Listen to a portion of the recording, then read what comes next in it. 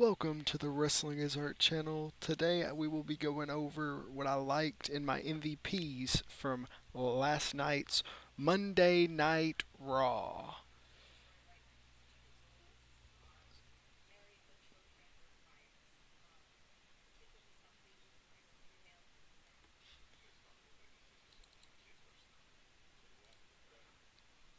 My first MVP of Monday Night Raw last night. I'm going to go from third to number one. The third in my MVPs is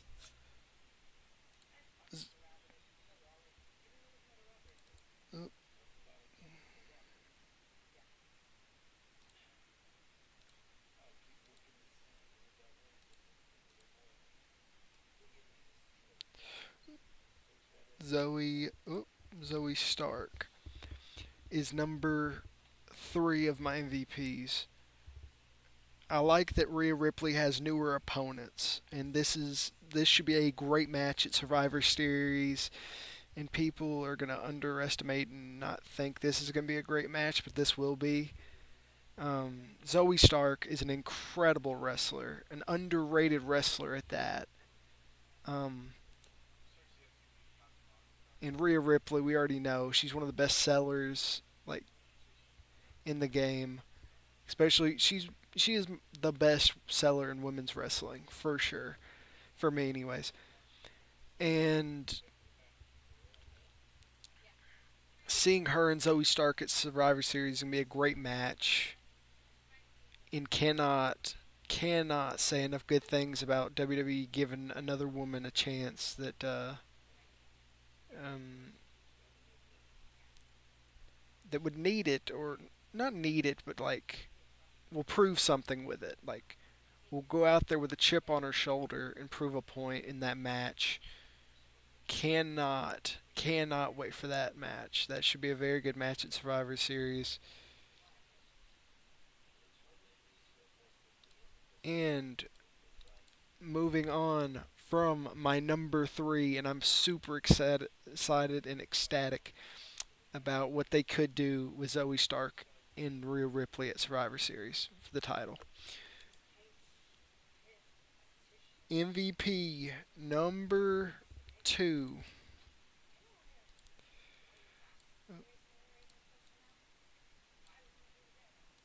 The Miz. Okay, people are going to give me flack for this one, and I'm ready for the flack because people can criticize me for saying this as much as they want. The Miz is one of the most underrated wrestlers by so many people in the wrestling community, in the IWC. They take him for granted at times. Okay, is he the? I'm a level with you. Is he the greatest wrestler in the world? I would never say he's the greatest wrestler in the world. Is he serviceable? Yes. Is he at times very good? Yes. Depending on what you have in the ring with him, like the dance partner matters. Him and Dolph Ziggler, great match. Him and Seth Rollins, great match. Him and Gunther will be a great match. People don't expect that, but that will be a great match. People are going to have to start putting some respect on the name Mike Mizanin, The Miz. He, to me, people are going to say this is blasphemy, but let's be honest here. The Miz is one of the most looked down upon wrestlers of his generation. I mean, looked down upon. And this dude, if we're going to be straight honest, is one of the greatest Intercontinental Champions of this generation. I think, in my opinion, I have a top three of the IC title, and I might be a little off, but I'm thinking around this. I'll say top five, my top five is of this generation. Gunther is number one for me because of his matches and everything, and he's getting better on the microphone. The Miz is number two for me in the Intercontinental Championship. He made that thing prestigious where so many other titles were not at the time. That 2016-2017 era Miz. Let's be honest. Then I have Dolph Ziggler.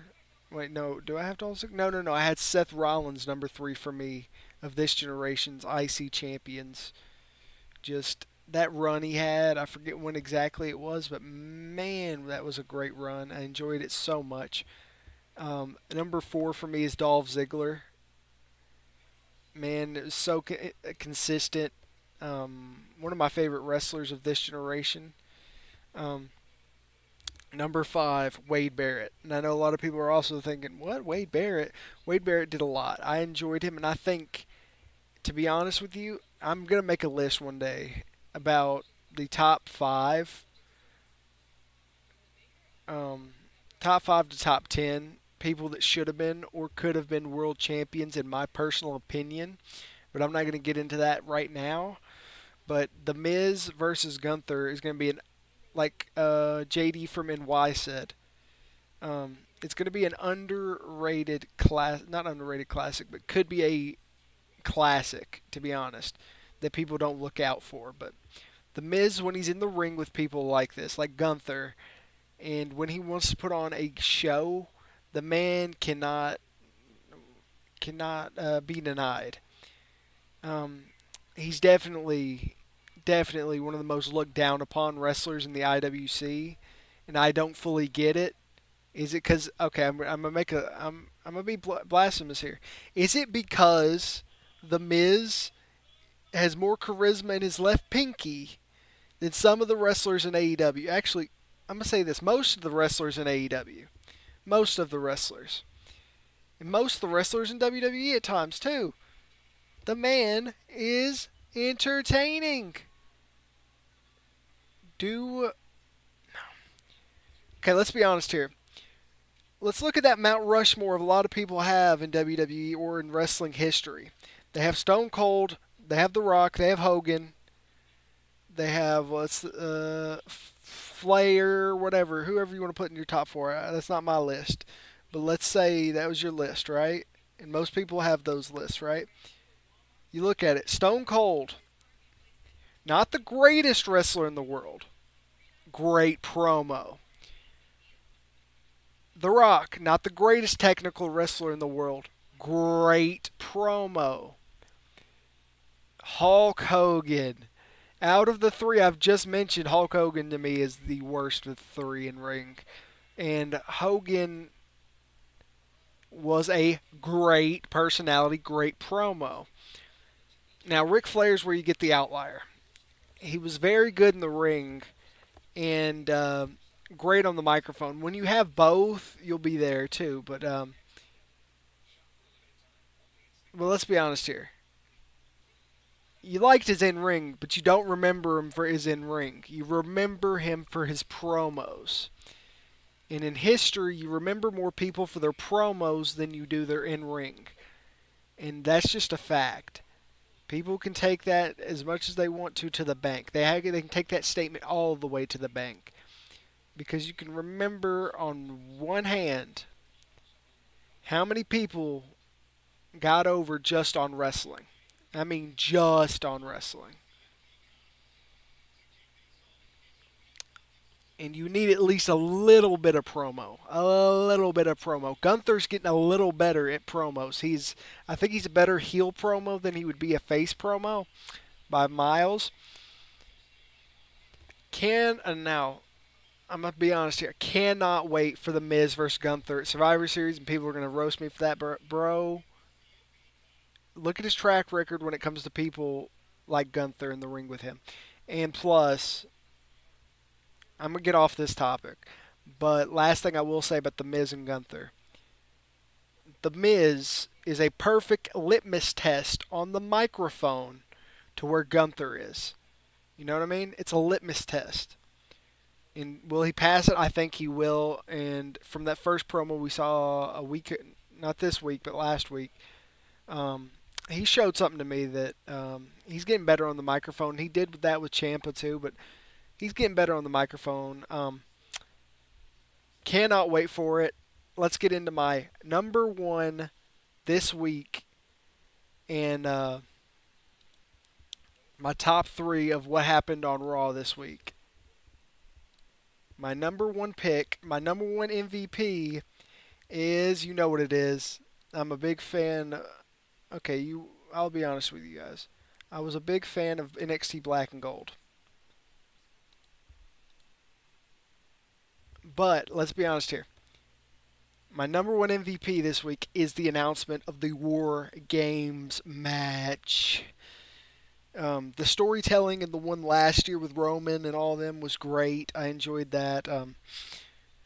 And I cannot wait. Judgment Day. This is my idea, and I agree with so many people on this. Like, my idea, my perfect, what I think will happen in my perfect War Games match. My perfect one would be if it's 5-on-5, right?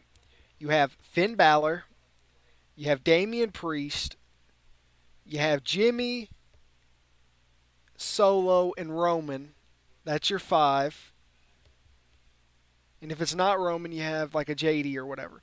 But let's say that was your five, right? That was my perfect five. If you had Roman, Jimmy, Solo, Finn, and Damian taking on Cody, Seth, Jay,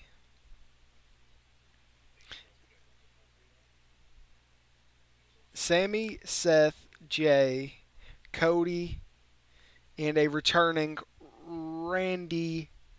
Well, yeah, returning Randall Keith Orton, Randy Orton, the Viper, the Legend Killer. The man's a legend, and I would, in my perfect world, that would be the War Games match for me. But what I think will happen is we're going to end up seeing Finn, Damian, Dominic, JD McDonough, and Drew McIntyre versus Seth, Cody, Sammy,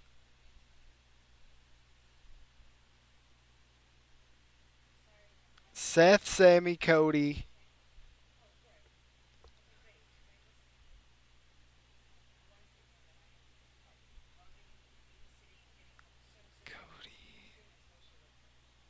Randy, and who have I forgot about? Just a second. I just forgot about somebody.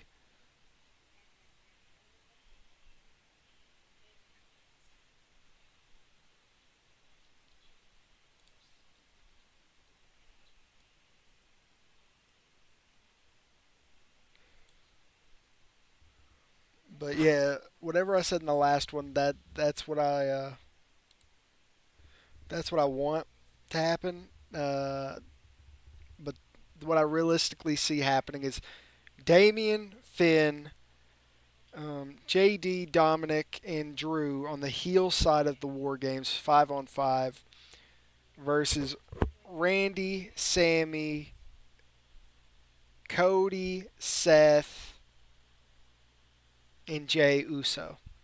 That's what I see happening in that, and I cannot wait for War Games.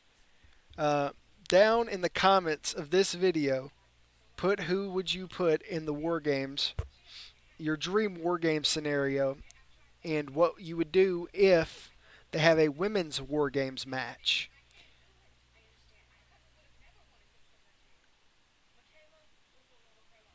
I'd like to hear your ideas down in the comments below. Thank you guys. Like, comment, and subscribe for more content like this. And I am out of here. Peace.